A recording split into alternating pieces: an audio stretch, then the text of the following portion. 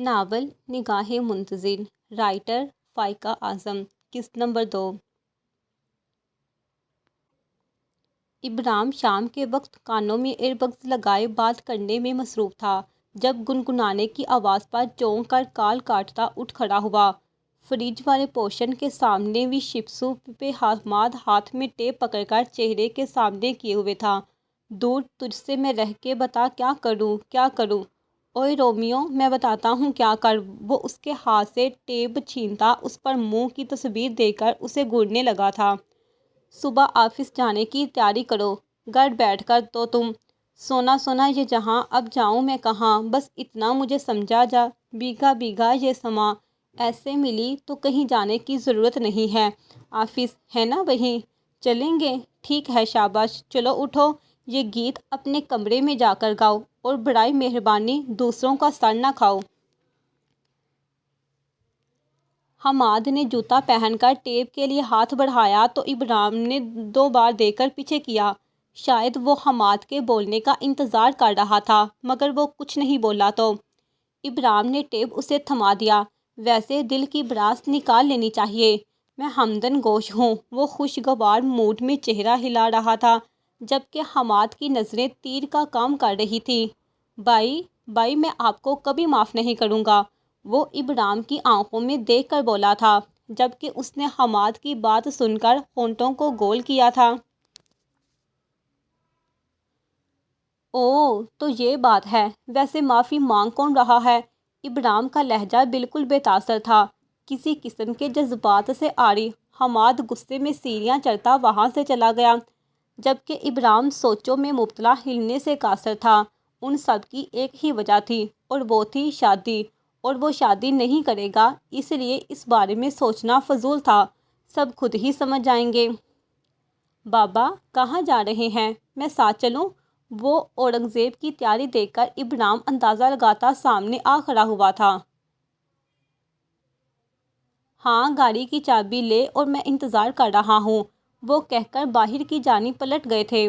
वो ठंडी आह भरता ऊपर को चढ़ा था जब हमाद के गाने की आवाज़ पर पलटा था। तुम्हें इसके अलावा कोई काम नहीं है? वो लैला को चाबी लाने का इशारा करके हमाद से मुखातिब था। हमाद ने गिटार रखी और मुस्कुराता हुआ उसके करीब आ गया। भाई, मैं ना सिंगर बनना चाहता हूँ। लेकिन वो कहते कहते रुका था। लेकिन इब्राम ने उसकी नकल उतारी थी। आमना की गोद से निकलोगे तो कुछ करोगे। भाई तौबा करें, अभी हमारी शादी भी नहीं हुई और आप गोद की बातें। अस्तगफिरुल्लाह, बंदा किसी की इज्जत का ही ख्याल कर लेता है। हमाद की बात पर इब्राम ने लैला से चाबी थामी और उसे यूं घुमाया कि हमाद पीछे ना होता तो पक्का उसके लग जाती। फिर चाबी को मुट्ठी में बंद करके वो हमाद के बिल्कुल करीब आ गया। उसकी आंखों में देखकर बोला, वैसे आपस की बात है, मुझे नहीं पता था कि तुम्हारी भी इज्जत है। इब्राम ने एक एक लफ्ज़ चुबा कर बोला था। हमाद जो उसके एक्शंस पर अंदाज़ा नहीं लगा पा रहा था कि वो क्या कहने की कोशिश कर रहा है, उसकी बात सुनकर ज़ोर से दरवाज़ा बंद कर गया था। दरवाजे की आवाज़ पर इब्राम ने शहादत की उंगली कान में डालकर हिलाई थी।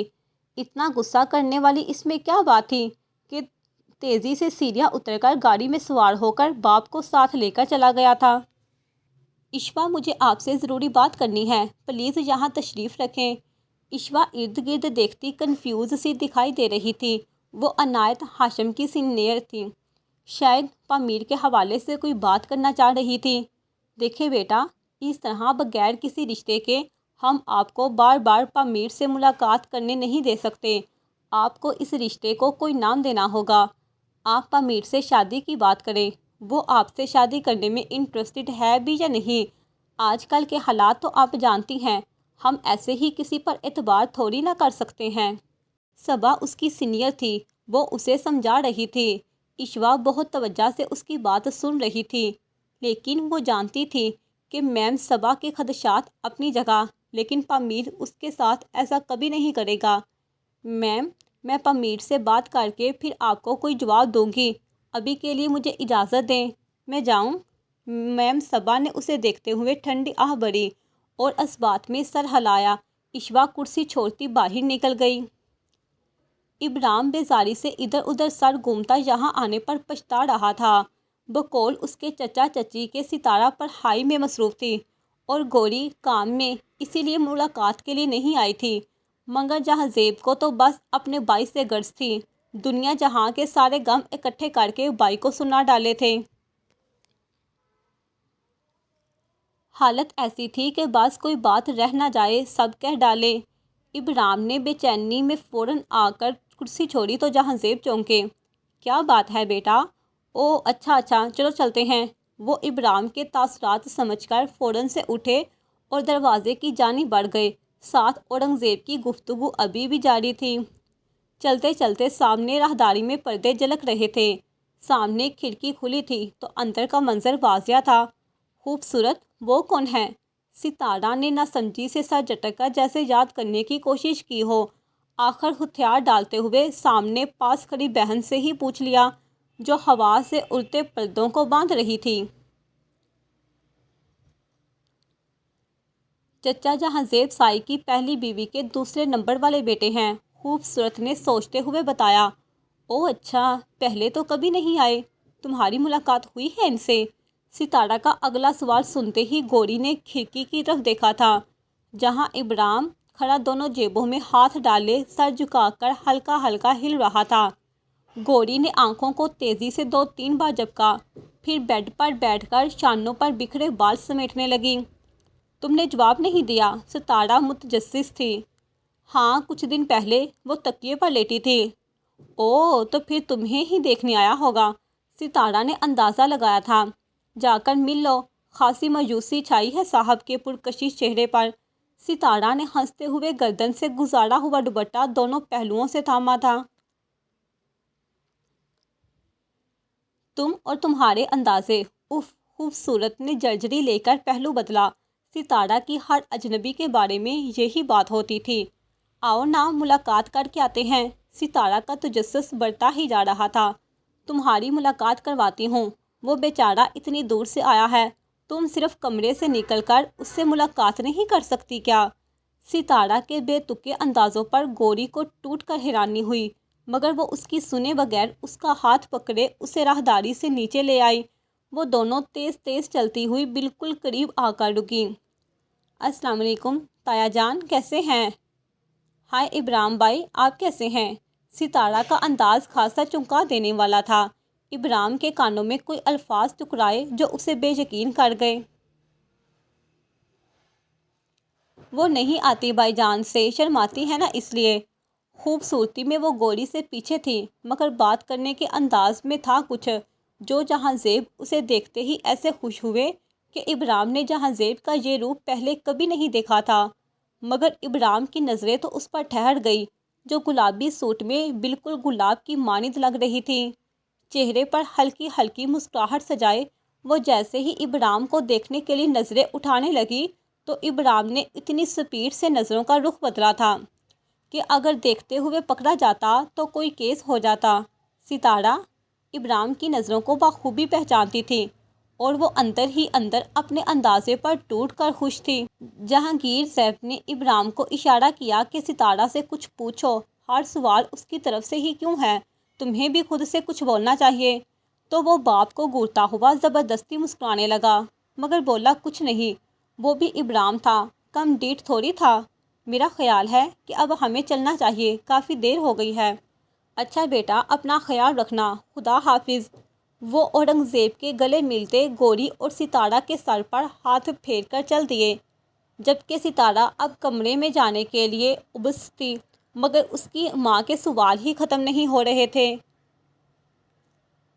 نازیہ، تھینک یو سو مچ، تم نے بہت مدد کی، یہ چند پیسے رکھ لو اور اب تم جا سکتی ہو۔ وہ ایک نظر ڈائننگ ٹیبل پر سجے کھانے پر ڈال کر نازیہ کی مشکور تھی۔ ارے کوئی بات نہیں، دوبارہ بھی میری مدد کی ضرورت ہو تو بلا جھجک پکار لیجیے گا، میں آ جاؤں گی۔ نازیہ نے زباب کے ہاتھ سے نوٹ فوراً پکڑ لیے تھے اور خوشی سے سلام کرتی نکل گئی تھی۔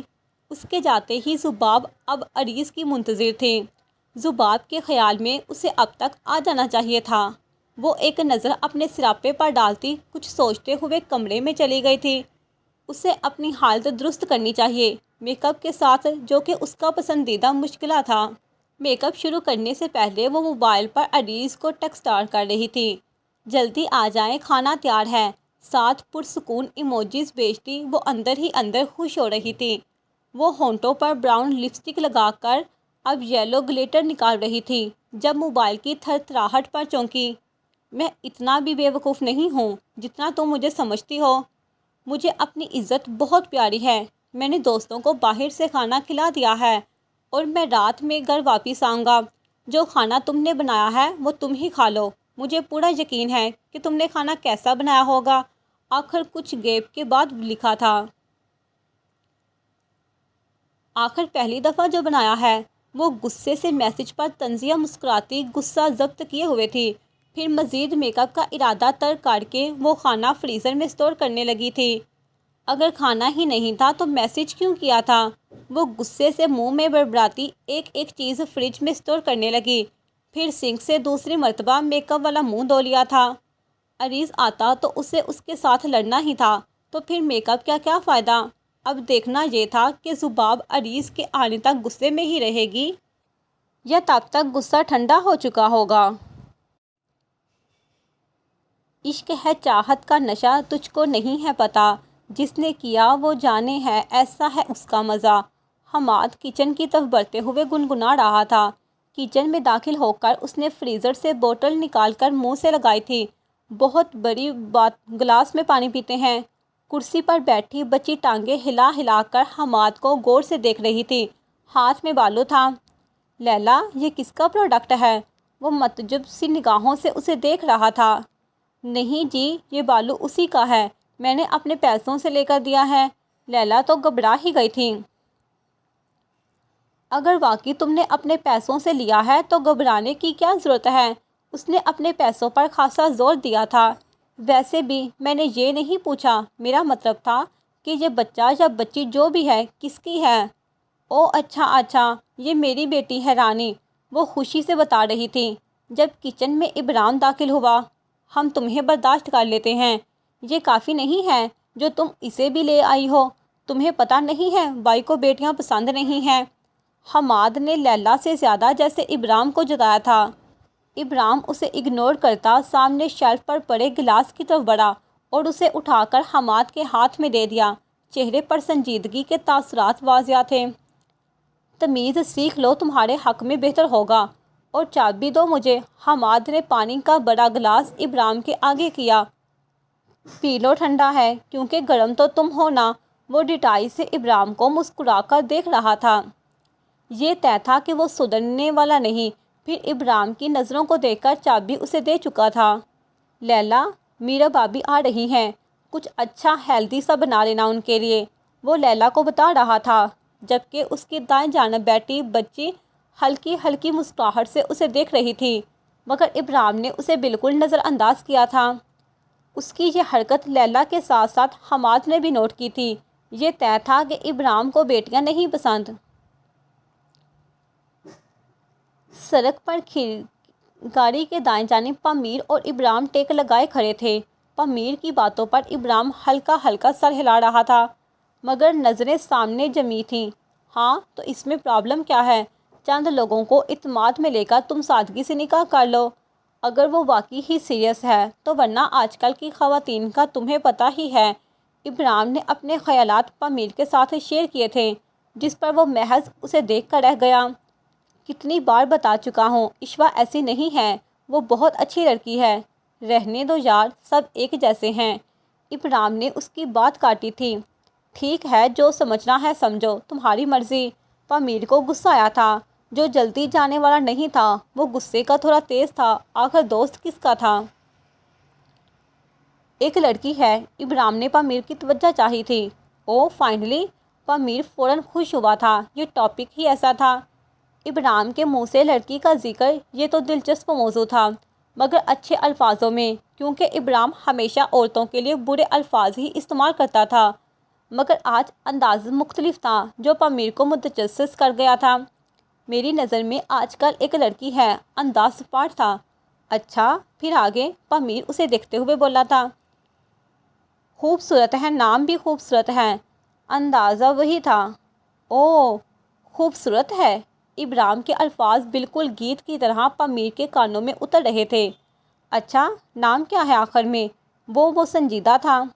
نام خوبصورت ہے، انداز میں کوئی تبدیلی نہیں آئی تھی۔ ہاں ٹھیک ہے بھائی، نام خوبصورت ہے۔ کیا نام ہے جو خوبصورت ہے؟ اچھا نام ہی خوبصورت ہے۔ پامیر کو اب سمجھ آئی تھی۔ وہ دوبارہ منہ میں بڑبڑا رہا تھا کہ نام ہی خوبصورت ہے۔ وہ شاید حیران تھا۔ ڈیڈی گوری بلاتے ہیں، شاید رنگت کی وجہ سے۔ ڈیڈ؟ پامیر نے نہ سمجھی سے اسے دیکھا۔ ہاں، ڈیڈ بھی ساتھ تھے، چچا کی بیٹی ہے نا، اس لیے میں ڈیڈ کے ساتھ ہی گیا تھا۔ تو پھر بات بڑھائی جائے؟ پامیر نے اس کے کندھے کے ساتھ اپنا کندھا مارا تھا۔ نہیں یار، بہت سارے مسئلے ہیں۔ اس نے ارد گرد چلتے ہوئے لوگوں کو دیکھا تھا، ہر کوئی اپنے کام میں مگن تھا۔ جیسا کہ پامیر نے ابرو اٹھائے۔ وہ مجھے بھائی جان کہتی ہے، انداز مصنوعی تھا۔ شاباش، صدقے جاؤں میں تمہارے۔ خیر، اور کیا مسئلہ ہے؟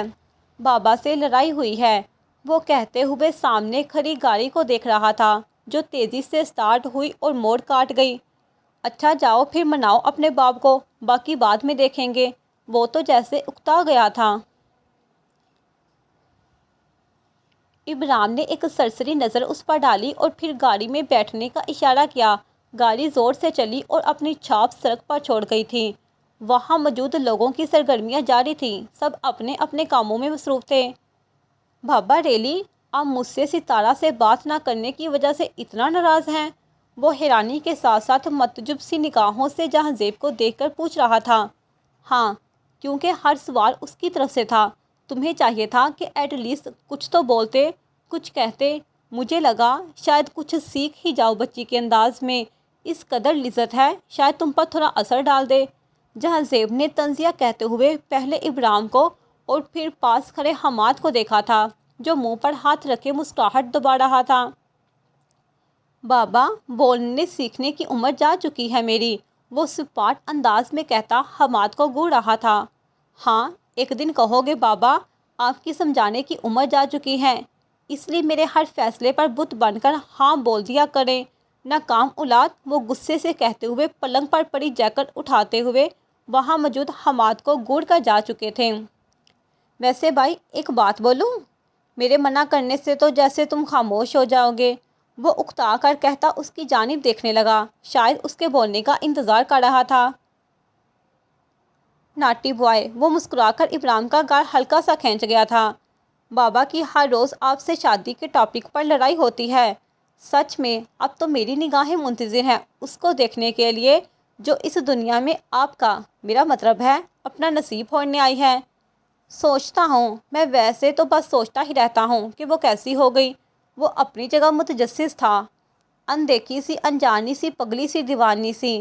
جانے وہ کیسی ہوگی رے؟ زیادہ نہیں معلوم، مگر اتنا پتہ ہے کہ 2 ہاتھ اور 2 پیر ہوں گے اس کے، اور ممکن ہے کہ انسانوں جیسی دیکھتی ہوگی۔ وہ اس طرح بتا رہا تھا جیسے کوئی ایسی انفارمیشن اسے دے رہا ہو جو آگے اس کے بہت کام آئے گی۔ بالکل صحیح کہا۔ وہ بھی آگے سے حماد تھا، اس کی ہاں میں ہاں ملاتا بولا۔ ویسے بھائی، اس کے دماغ 2 ہوں گے، کیونکہ آپ کو سنبھالنا کون سا آسان بات ہے۔ وہ خوشی سے ایک انگلی دماغ سے لگا کر ہٹا کر پھر لگا رہا تھا۔ اچھا، پھر اس حساب سے وہ اس کے کندھے پر ہاتھ رکھے ہوئے تھا تو آمنہ بھی ایک میں بھی نہیں ہونا چاہیے۔ وہ ذومانی انداز میں کہتا سر جھٹک کر سیڑھیاں چڑھ گیا تھا، جبکہ حماد کو پتہ تھا کہ وہ کچھ نہیں کر سکتا، اس لیے خاموشی میں ہی بہتری تھی۔ تم نے نہیں دیکھی اس کی نگاہیں؟ خوبصورت میں نے دیکھی ہیں۔ وہ اتنی حسرت سے دیکھ رہا تھا تمہیں کہ بس میں کیا بتاؤں۔ وہ دونوں گھٹنوں کو فولڈ کر کے گوری کے مقابل بیٹھی تھی۔ پہلی بات، ایسا کچھ نہیں ہے۔ دوسری بات، اگر ہے بھی تو میں کسی غیر مرد کے بارے میں ایسا بالکل نہیں سوچتی۔ آئی سمجھ؟ وہ غصے سے تنبیہ کرتی بیٹھ سے اٹھی تھی۔ یار، تمہارے دل میں کچھ نہیں ہوتا؟ اتنا ہینڈسم تو ہے وہ، اور یار اتنے آئے اتنے گئے، تمہارے دل میں کبھی کسی کے لیے کوئی بیٹ مس نہیں کی؟ تمہیں کبھی محبت نہیں ہوئی؟ وہ تو جیسے مایوس ہو گئی تھی۔ نہیں، میں نے محبت کو دل میں داخل ہونے کی اجازت نہیں دے رکھی۔ انداز دو ٹوک تھا۔ مزید اضافہ کیا، اور میں بہت حیران ہوں کہ تم جیسی لڑکی جس کو خود آج تک کوئی پسند نہیں آیا وہ مجھ سے ایسی باتیں کر رہی ہے۔ اور میڈم، محبت اگر دل کی اجازت لے کر اندر داخل ہوتی نا تو کوئی دل محبت ہی نہ کرتا، کیونکہ محبت بے چینی کا دوسرا نام ہے، اور کوئی دل بے چین نہیں ہونا چاہتا۔ وہ بیڈ سے اتر کر الماری تک آئی تھی۔ خیر، الفاظوں کی ترتیب میں کیا کوئی بھی تم سے جیت نہیں سکتا، مگر مجھے بنا کسی نتیجے کے یہ ساری باتیں فضول لگتی ہیں، اس لیے برائے مہربانی دوبارہ اس کا ذکر میرے سامنے نہ کرنا۔ وہ اس سے وان کرتی دوپٹہ سیٹ کر کے باہر جا چکی تھی، جبکہ ستارہ کی آنکھوں میں چمک تھی جیسے وہ خود بھی نہیں پہچان پائی تھی۔ الجھتے ہوئے دماغ سے اس نے خوبصورت ابرام کے الفاظوں کی بھربراہٹ اپنے منہ سے سنی تھی۔ آ گئے ہو تم، جتنی دیر تم نے لگائی ہے نا، اگر میری جگہ کوئی اور لڑکی ہوتی نا تو اب تک میکے جا چکی ہوتی۔ زباب غصے سے چلا رہی تھی اور مقابل اتنا ہی پرسکون تھا۔ وہ سفید رنگت میں بوڑھے بالوں کو الٹی مانگ میں پیوست کیے اس کی باتوں پر ہلکا ہلکا مسکرا رہا تھا۔ دیکھو، تم نے کہا اگر میری جگہ کوئی اور لڑکی ہوتی نہیں ہے نا تو بات ختم۔ تم اپنی بات کرو اور پریشان نہ ہو، میکے جانے کا موقع بھی بہت جلد ملے گا تمہیں۔ آخر ابرام کی شادی کبھی تو ہو گئی، جب ہوئی تو تم بن بلائی مہمان بن جانا، تعلقات درست کرنا اور پھر میکے آ جانا شروع۔ وہ آخر میں اس کی گال چھوتا بیڈ پر بیٹھ گیا تھا۔ ابرام بھائی کی شادی تو اللہ ہی کرائے، وہ بیزاری سے کہتی کمرے سے نکلی تھی۔ اس کے آنے سے پہلے کا سارا غصہ بھول چکی تھی۔ اللہ ہی کرائے گا میری جان سب کی، اللہ ہی کراتا ہے، وہ بڑا مہربان ہے، وہ کہہ کر ہنس دیا تھا۔ وہ اس کی بات سن کر نفی میں سر ہلا رہی تھی۔ رات کے 2:30 بجے ابرام کی آنکھ کھلی تو وہ ادھ کھلی آنکھوں سے موبائل پر ٹائم دیکھ کر چونکا، پھر بیڈ سے اتر کر ٹیرس کے اس پار دیکھ کر کنفرم کیا کہ قدموں کی آواز کہاں سے آ رہی ہے۔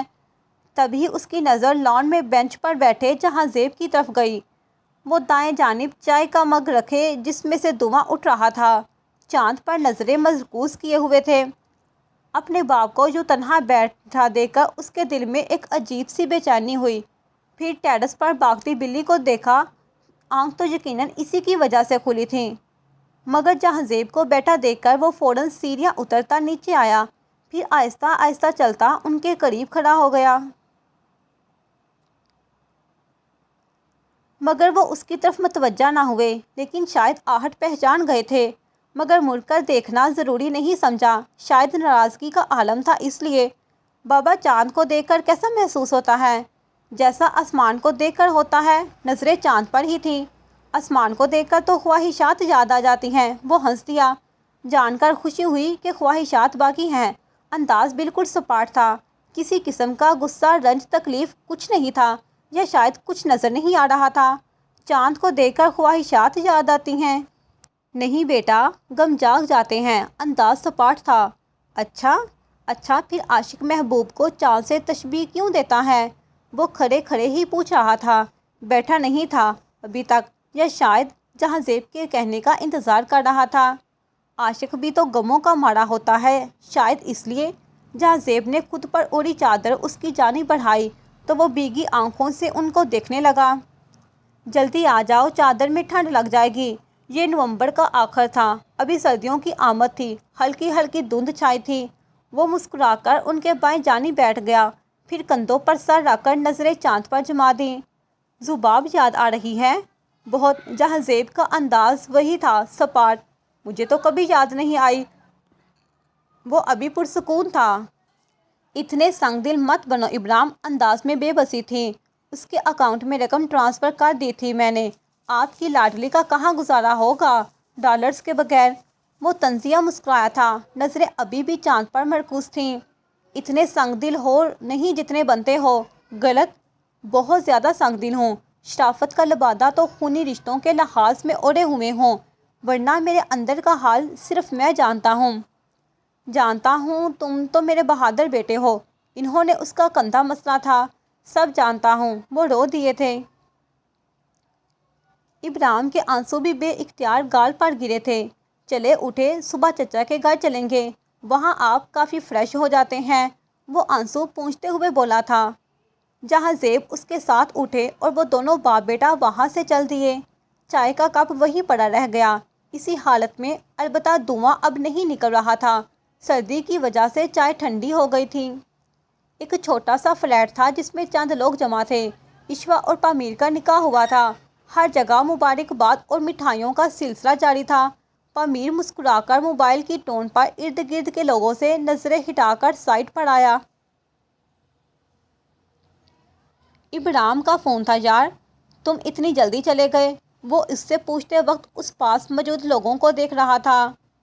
ہاں یار، بابا کو کہیں لے کر جانا تھا، مقابل پرسکون تھا۔ شاباش، لے کر چلے جاؤ، کہہ کر وہ کال کاٹ چکا تھا۔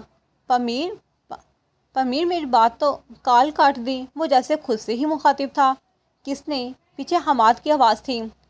پامیر نے، اس کا نکاح تھا، میں زیادہ دیر ٹھہرا نہیں تو۔ اس نے موبائل ہلا کر اس کی طرف اشارہ کیا تھا۔ نہ چاند رہے گا نہ ستارے رہیں گے، کیا ہم ساری عمر کنوارے رہیں گے؟ وہ ہر ونی صورت بنائے سیڑھی سے ایک سٹیپ نیچے آیا تھا۔ ہر سال ہوتے ہیں ہزاروں نکاح، کیا ہماری زندگی میں نکاح کے چنوارے رہیں گے؟ پریشان نہ ہو، میں آؤں، بابا آمنہ کے گھر جا رہے ہیں۔ وہ سنجیدہ سا اسے مطلع کر رہا تھا۔ دیکھ لے بھائی، اب آپ کی مذاق کی عمر گزر گئی ہے، وہ وارن کر رہا تھا۔ صحیح کہا تم نے، میری گزر چکی ہے۔ ویسے بھی اس کام کے لیے تم ایک کافی ہو، اور میں سیریس ہوں، ہم جا رہے ہیں آمنہ کے گھر نکاح کی ڈیٹ فکس کرنے، اس نے کہتے ہوئے چابی اس کے چہرے کے گرد لہرائی تھی۔ ارے بھائی، کل ہی تو وہ مجھ سے ناراض ہوئی تھی، اور آج یہ سرپرائز، وہ بہت خوش ہوگی دیکھنا، وہ یقین سے کہہ رہا تھا۔ ابرام نے محض سر ہلانے پر اکتفا کیا، پھر وہاں سے نکل گیا تھا۔ وہ اس وقت اورنگزیب چچا کی حویلی میں فون پر کسی سے بات کرنے میں مصروف تھا۔ جب پیچھے سے کوئی آواز سنی تو 2 قدم آگے چلا آیا۔ سامنے ستارہ کارٹن میں پڑی کتابیں ڈال رہی تھی۔ اسے دیکھ کر چونکی تو ابرام نے زبان دانتوں کی سائڈ پر رکھ کر ابرو ہلا دیے، جیسے کہنا چاہ رہا ہو کہ کیا ہو رہا ہے؟ آپ کا بھائی؟ وہ ابھی بھی حیران تھی۔ کچھ دیر پہلے، وہ کہہ کر ادھر ادھر دیکھنے لگا۔ گوری کام کر رہی ہے۔ وہ اس کی متلاسی نگاہوں کی زبان سمجھ گئی تھی۔ وہ تتلیاں سکوڑے اسے دیکھنے لگا، انداز میں نہ سمجھی تھی۔ تم بھی اس کی مدد کرواؤ دیا کرو، اکیلی تھک جاتی ہوگی۔ نہیں، اسے شوق ہے۔ ستارہ نے ناک سے مکھی اڑائی تھی۔ اسے کہو شوق بانٹ لے، مقابل پرسکون تھا۔ شوق بانٹ لے، وہ نہ سمجھی سے اسے دیکھ رہی تھی۔ یہ کیا ہوتا ہے؟ غم بانٹ لو تو سنا تھا کہ غم بانٹنے سے کم ہو جاتا ہے۔ خوشی بانٹ لو بھی سنا تھا کہ خوشی بانٹنے سے بڑھتی ہے۔ وہ معتجب سی نگاہوں سے اسے دیکھ رہی تھی۔ لیکن یہ شوق بانٹ لو کیا ہے؟ ویسے تو شوق خوشی کی ہی دوسری قسم ہے، لیکن یہاں بات کام کی ہو رہی ہے، اور وہ بانٹنے سے کم ہوتا ہے۔ خیر میں چلتا ہوں، خدا حافظ، وہ کہتا وہاں سے نکل گیا تھا۔ بہت بولتی ہے، وہ خود سے ہی مخاطب تھا۔ صبح 12 بجے کا وقت تھا، فلیٹ بند تھا، اس لیے دھوپ کا کوئی اتا پتہ نہیں تھا۔ عشوہ لال جوڑی پاجامے کے ساتھ ہم رنگ فراق پہنے دوپٹے سے بے نیاز، دونوں کندھوں پر بال پھینکے سیڑھیاں چڑھ رہی تھی۔ ان کے فلیٹ کے ارد گرد اور بھی بہت سارے فلیٹ تھے۔ پامیر نے کہا تھا کہ یہاں کا ماحول صاف ستھرا اور لوگ سلجھے ہوئے ہیں، اس لیے وہ پرسکون تھی۔ سیڑھیوں کی مسافت پار کر کے وہ اوپر سجے چھوٹے سے گارڈن کو دیکھ کر مسکرا دی۔ پامیر، مجھے پھول بہت پسند ہیں، ان کی خوشبو سے گھر مہکتا ہے اور فضا پرسکون رہتی ہے۔ پودوں زندگی کی خوشنودی کا احساس دلاتے ہیں۔ مجھے گلابوں کا پودا بھی بہت پسند ہے، ہم اپنے گھر میں رکھیں گے نا؟ وہ گارڈن کو دیکھ کر ہلکا ہلکا مسکرائی، پھر ایک ایک پودے کی خوشبو خود میں اتارنے لگی۔ میوزک کی ہلکی پھلکی آواز آ رہی تھی۔ سامنے فلیٹ سے وہ آرام سے اس گونج کو سن سکتی تھی۔ کبھی کسی بھی گلی میں جاؤں میں تیری خوشبو سے ٹکراؤں میں، ہر رات جو آتا ہے مجھے وہ خواب، تو تیرا میرا ملنا دستور ہے، تیرے ہونے سے مجھ میں نور ہے، میں ہوں بھیگا سا ایک آسمان مہتاب دوں، کرم خدایا ہے تیرا پیار جو پایا ہے، مر کے ہی تو مجھے جینا آیا ہے۔ وہ پھولوں کے وسط میں کھڑی گالوں پر گڑی لٹوں کو پیچھے کر رہی تھی۔ ایک گلاب ہاتھ میں تھا، وہ اس کو ناک کے قریب کیے مسکرا رہی تھی۔ ابرام حماد کی ہتھیلی پر 3 بار چٹکی کاٹ کر بولا، مہندی 3 کو، ولیمہ 4 کو اور بارات جاؤ عیش کرو۔ سچ، حماد خوشی سے اچھلا تھا مگر مقابل سنجیدہ تھا۔ ہاں یار سچ، اب رنگ برنگے سوالات مت پوچھنا تم۔ مثلاً حماد گور کر دیکھتے ہوئے بولا۔ مثلاً وہ کیسی لگ رہی تھی؟ ابرام کی بات پر حماد بے اختیار مسکرایا۔ اچھا بھائی نہیں پوچھتا۔ ویسے اتنی دیر کیوں ہو گئی آنے میں؟ وہ دور کھڑے جہانزیب کو دیکھ کر پوچھ رہا تھا جو انہی کی طرف آ رہے تھے۔ چچا اور اورنگزیب کے گھر گئے تھے، واپسی پر وہ بتا رہا تھا۔ او ستارہ کے گھر؟ اس نے چھیڑا تھا۔ آؤٹ سپوکن ستارہ کے گھر، وہ جرجری لیتا اور اورنگزیب کی طرف دیکھ رہا تھا۔ اچھا تو بابا نے اس کے انداز کی تعریف تو کی نہیں آج؟ حماد نے مذاق اڑایا تھا۔ ابھی سانس تو لینے دو پھر شروع ہوں گے، پر آج وہ اس کی تعریف کی توقع مجھ سے کریں گے کیونکہ اس کی ملاقات مجھ سے ہوئی ہے۔ او تو کیا کہا ستارہ نے؟ حماد کے الفاظ اعلانیہ تھے اور اورنگزیب بھی رک کر ابرام کے جواب کے منتظر دکھائی دیے، جبکہ ابرام نے چہرے پر زبردستی مسکراہٹ سجائی۔ کہہ رہی تھی مردوں کو شادی کر لینی چاہیے جتنی جلدی ہو سکے۔ ابرام نے باقاعدہ نقل اتاری تھی جس پر حماد کھل کر ہنسا تھا، جبکہ جہانزیب مسکرا رہے تھے۔ جیسے ابرام نے نقل اس لیے اتاری تھی کیونکہ ستارہ کا انداز اسے بھی پسند آیا ہے، جبکہ وہ تو اپنی بڑاس نکال رہا تھا۔ انداز میں ہے کچھ، اس کے پرکشش سا وہ زومانی انداز میں جتا رہے تھے۔ بہت اچھا بولتی ہے۔ کیوں ابرام؟ وہ پھر سے بیٹے کی رائے چاہ رہے تھے۔ جی ڈیڈ، بہت زیادہ بولتی ہے۔ وہ اکتاہٹ سے سر جھٹک گیا، جبکہ جہانزیب مسکرا کر چل دیے۔ بھائی آپ کو پتہ ہے یہ میٹھی میٹھی بے عزتی کیا ہوتی ہے؟ ابرام نے نہ سمجھی سے اسے دیکھا۔ دیکھیں میں بتاتا ہوں۔ کچھ لوگوں کا بولنے کا انداز اتنا اچھا ہوتا ہے کہ ان کے منہ سے بے عزتی بھی میٹھی لگتی ہے۔ وہ ستارہ جیسے منہ ہوتے ہیں جن میں بے عزتی بھی مٹھاس جیسی لگتی ہے، اس لیے لوگ کہتے ہیں میٹھی میٹھی بے عزتی۔ وہ ایسے بتا رہا تھا جیسے کوئی جنرل نالج کے سوال کا جواب بتا رہا ہو۔ ہو گیا؟ ابرام غصے سے حماد کی طرف دیکھتا زور سے بول کر پھر اسے گھورا۔ مٹھاس وہ منہ میں بڑبڑاتا سینیاں چڑھ گیا تھا۔ ذرا شرم نہیں آئی تمہیں؟ یوں شادی سے مجھے بتائے بغیر وہ انگوٹھے اور انگلی میں تھوڑا سا فاصلہ قائم کیے اسے بتا رہا تھا۔ یار بابا سے لڑائی ہو گئی تھی، وہ ہاتھ میں پکڑی پینسل ماتھے پر مسلتے ہوئے بولا تھا۔ پامیر اس کے سامنے پری کرسی پر بیٹھا تھا۔ یہ ابرام کا آفس تھا اور پامیر اس کی خبر لینے یہاں تک پہنچ گیا تھا۔ کون سی لڑائی؟ جو سوموار کو ہوئی تھی، یا وہ جو شادی کے ٹاپک پر ہوئی تھی، یا وہ جو اس دن آفس سے واپسی پر ہی شروع ہو گئی تھی؟ ہاں، یا وہ جو مجھ سے کال کے دوران ہی شروع ہو گئی تھی؟ پامیر کے انداز میں غصے کے ساتھ ساتھ طنز بھی تھا۔ تم میرا مذاق بنا رہے ہو؟ وہ پتلیاں سکوڑے اسے دیکھ رہا تھا۔ کوشش کر رہا ہوں، انداز میں غصہ بڑا تھا۔ چھوڑ دو نا یار، وہ اس کے گھر جانا تھا ابا کو لے کر۔ ابرام نے موضوع بدلا تھا، یا شاید یہ پامیر کو کم ڈاؤن کرنے کا طریقہ تھا، مگر مقابل خاموش تھا یا ابرام کے بولنے کا انتظار کر رہا تھا۔ مگر ملاقات نہیں ہو سکی اس سے۔ ابرام نے پامیر کو دیکھ کر ابرو اٹھائے۔ شادی کر لو نا تاکہ پاس رہے، تمہیں ملاقات کی نوبت ہی نہ آئے، پامیر نے اسے مشورہ دیا تھا۔ انداز بالکل سمجھانے والا تھا۔ یار مجھے سر پر سوار رہنے والی بیویاں نہیں پسند، یہ ابرام کا نیا بہانہ تھا۔ چلو تمہیں بے پرواہ سی دے دیں گے۔ انداز سپاٹ تھا۔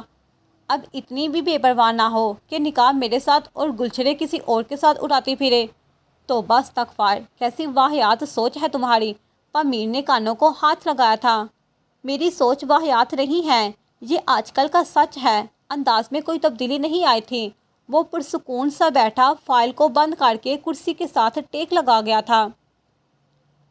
اچھا جی، یہ سچ صرف تمہاری آنکھیں ہی کیوں دیکھ پا رہی ہیں، دوسروں کو کیوں نظر نہیں آ رہا؟ وہ میز پر مزید جھک کر دونوں ہاتھوں کو آپس میں پیوست کیے اس کے جواب کا منتظر تھا، کیونکہ دوسرے دیکھنا نہیں چاہتے۔ وہ ٹھنڈی آہ بھرتا کرسی سے اٹھا تھا۔ ایک بار شادی کر لو، وہ بہت خاص ہو جائے گی تمہارے لیے، اور میرا یقین ہے کہ تمہارے ساتھ وفادار رہے گی اور تم اس کے ساتھ بہت خوش رہو گے۔ وہ پامیر کی بات سن کر ٹیک چھوڑ کر آگے ہوا اور بولا، تمہیں پتہ ہے دھوکے کی ایک خاصیت ہے کہ یہ خاص لوگوں سے ملتا ہے۔ ابراہیم کی بات پر پامیر نے دونوں ہاتھوں کو منہ پر رکھ کر ماتھے سے تھوڑی تک کا سفر کروایا۔ پریشانی ہوتی ہے مجھے سوچ کے تمہارا کیا بنے گا۔ آنکھیں ترس گئی میری تو اس لڑکی کو دیکھنے کے لیے جو اس دنیا میں تمہارے لیے آئی ہے، انتظار کر رہی ہوگی بیچاری۔ خیر تمہیں اللہ ہی ہدایت دے۔ وہ ٹھنڈی آہ بھرتا ابراہیم کو گھورنے لگا جو پینسل کی ٹک ٹک کو دانتوں کے قریب کیے ہوئے تھا۔ چہرے پر سنجیدگی کے تاثرات واضح تھے۔ جہاں زیب کا رات والا روپ سامنے آیا تو دل بری طرح دھڑکا۔